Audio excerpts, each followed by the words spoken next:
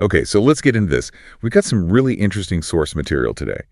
It's an excerpt called AI's Double-Edged Sword in Hollywood. Right. And it starts with a pretty bold line. AI has Hollywood shaking in its designer boots. Doesn't pull any punches, does it? No, not at all. So our mission for this deep dive really is to unpack why this tech has the film world so well spooked, looking at the good, the bad, based on what this source lays out. Yeah, and what's useful here is how this source actually pinpoints where AI isn't just theory anymore. It's starting to pop up in very real ways in the Hollywood pipeline, which shows why that shaking boots line isn't just, dramatic effect. Right, because it lists concrete examples how AI is getting woven into actually making movies. It mentions stuff right from the beginning in pre-production. Exactly, like AI generating initial script concepts maybe, or helping artists visualize things quicker with storyboards. Yes, storyboards. And then it moves into production itself, talking about helping with, complicated visual effects. Yeah, making things faster, maybe cheaper, those kinds of efficiencies. And the bit that kind of jumped out at me was post-production. It mentions things like voice recreation.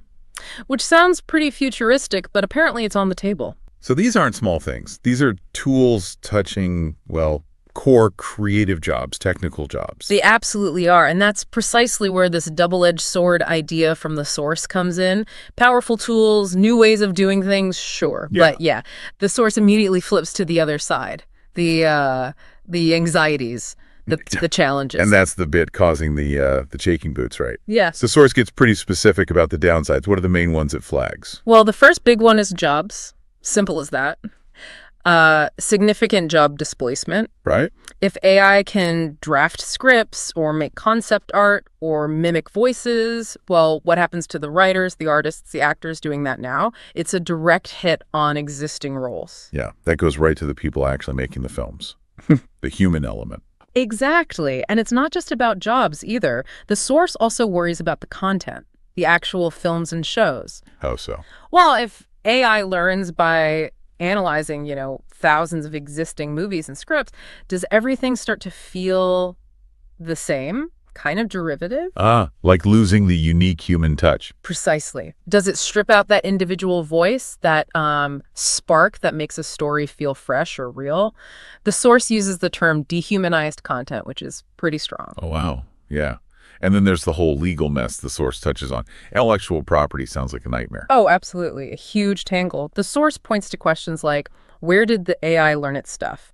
If it trained on copyrighted films or scripts, what does that mean for what it spits out?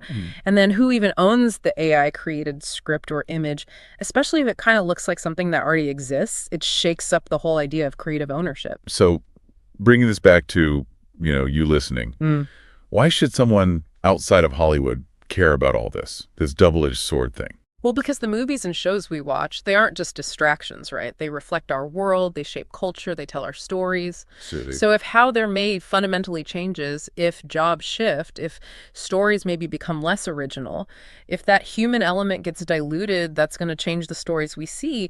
It impacts what art even is in this new landscape. Yeah, this deep dive into the source really crystallizes that tension. AI offers these amazing tools, efficiency, but it forces these massive questions about human jobs, creativity, originality. And just what we value, what's the worth of that human input in the art we consume? It's a stark example of tech disruption. Exciting potential, yeah, but some really profound worries packed in there too. Definitely. So thinking about what this source lays out, the AI capabilities, the real concerns, it makes you wonder, doesn't it?